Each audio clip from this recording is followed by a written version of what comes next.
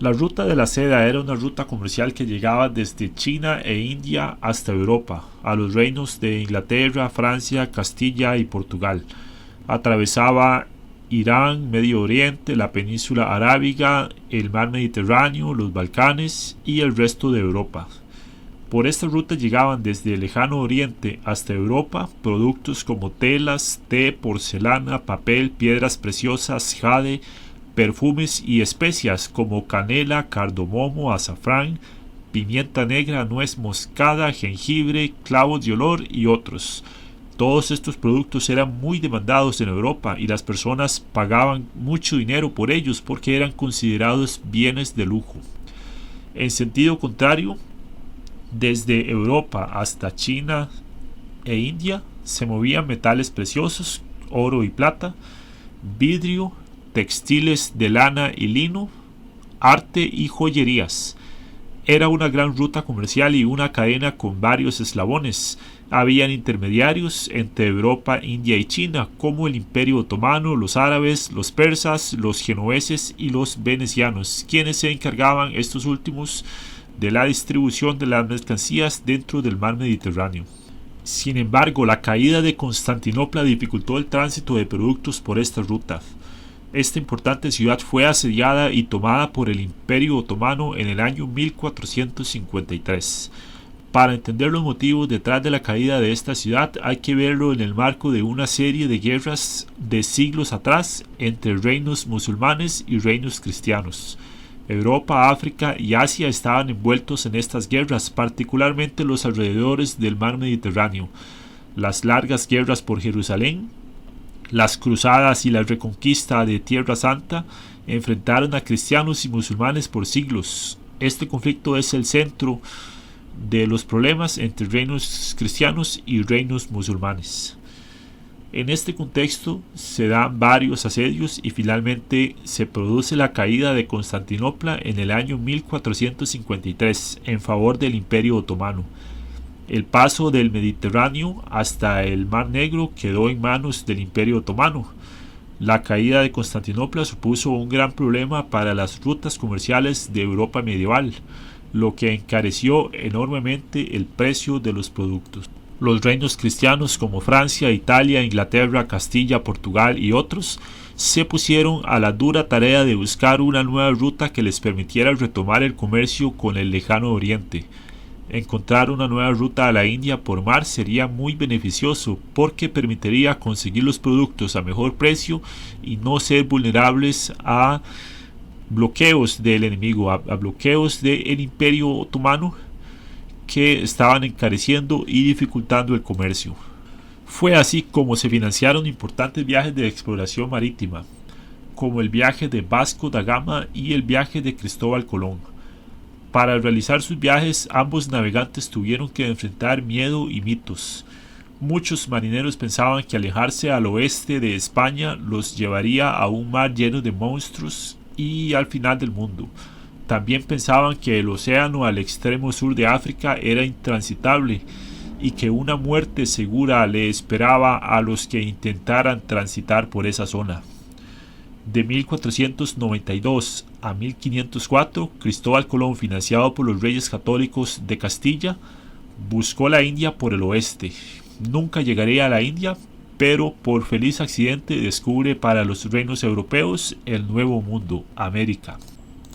De 1497 a 1499, Vasco da Gama, financiado por Lisboa, decide buscar la India por una ruta diferente. Lo hace bordeando la costa sur de África hasta llegar al Cabo de Buena Esperanza, para luego pasar al Océano Índico y alcanzar la ciudad de Calicut de la India en el año 1498, donde estaba uno de los más importantes puertos de comercio de especies. Así Vasco da Gama lo logró. Encontró una ruta desde Portugal hasta la India que no pasaba por tierra, lo cual le permitía a Portugal hacer comercio con el lejano oriente sin intermediarios y sin bloqueos del Imperio Otomano. La nueva ruta sería el inicio del dominio portugués, lo cual le daría colonias en África y ciudades en clave como Goa y Macao. Pero eso ya es otra historia. Cristóbal Colón zarpa en el año 1492 desde España con dirección al oeste. Su objetivo era el mismo que el objetivo de Vasco da Gama: descubrir una ruta navegable que permitiera el comercio directo con la India. Los navegantes y cartógrafos europeos de finales del siglo XV creían con plena seguridad que el mundo tenía solamente 3 continentes: Europa, África y Asia. Cristóbal Colón tenía mucha seguridad en poder encontrar la ruta que reconectara a España con el comercio con la India. Sabemos que había leído obras que lo inspiraban, como la Cosmografía de Ptolomeo y las Maravillas de Marco Polo. Además, como buen navegante, tenía una obsesión por descubrir nuevas rutas y ser capaz de representarlas todas en un mapa preciso. Durante los 4 viajes al Nuevo Mundo, Cristóbal Colón visitó varias islas del Caribe, algunas costas de Sudamérica y algunas costas del centro de América. Deja un fuerte en la isla La Española, donde hoy están República Dominicana y Haití. Lo nombra el Fuerte Navidad. Como buen cartógrafo, hace un mapa con el contorno de las islas que bordeó con sus barcos. Pero en el año 1506 fallece, y la evidencia sugiere que murió creyendo que sus viajes fueron al extremo oriente, en alguna isla no muy lejano a lo que se llamaba Zipango, la isla que describe Marco Polo en su libro y que hoy conocemos como Japón. Y no tenía idea de que había descubierto un nuevo continente. El Fuerte Navidad estaba a 13.000 kilómetros de Japón, y el mundo era más grande de lo que él estimaba. En el año 1517 la isla de Cuba ya tenía una colonia española. Diego Velázquez era en ese momento el gobernador. Él encargó a Francisco Hernández de Córdoba realizar un viaje de expedición, el cual llegó a la isla Mujeres y a Yucatán. Más adelante, el gobernador Diego Velázquez encargó a Hernán Cortés realizar una expedición al interior del continente, buscando un reino grande del que escucharon del relato de los nativos, el cual era rico en oro.